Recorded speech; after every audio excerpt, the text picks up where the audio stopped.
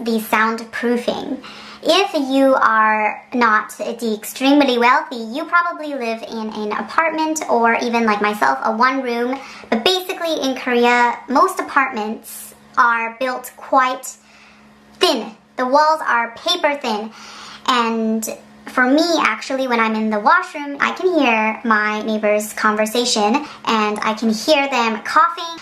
I can hear them on the phone. I can hear them fighting. I can smell the cigarette smoke exactly as if they were smoking right next to me. It's really bad.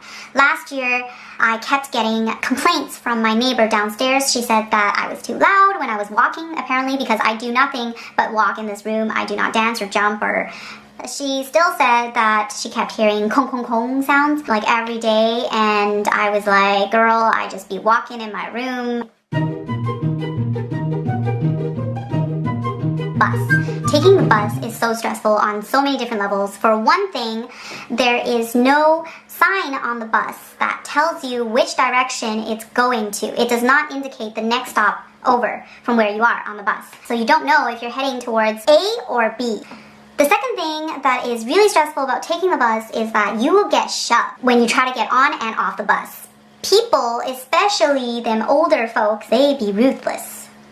And the last thing that is super stressful, I cannot tell you how stressful it is about taking a bus, is that the bus drivers be demoniacs. They be crazy. They will literally swerve around a roundabout. It's not like, oh, let's watch and yield. It'd be like...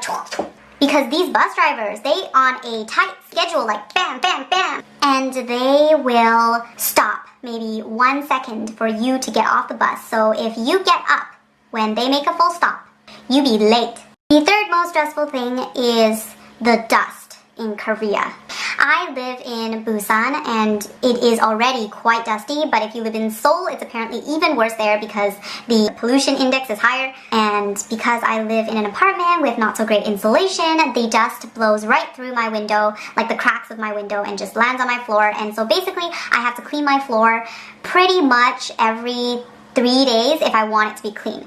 I actually clean my place maybe once every week, and I can tell you that cleaning once every week is not enough because every time I wipe once a week, my dust cloth would be like black. Korean houses are also very small. If you come from America or Canada or Australia, you will definitely agree with me. When you come to Korea, the spaces are much, much, much smaller. I understand, of course, that this is due to the extremely high population density and the lack of land in relation to the amount of people.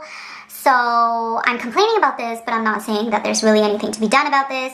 But basically, be prepared if you are a foreigner coming to Korea to have tiny kitchens and tiny washrooms.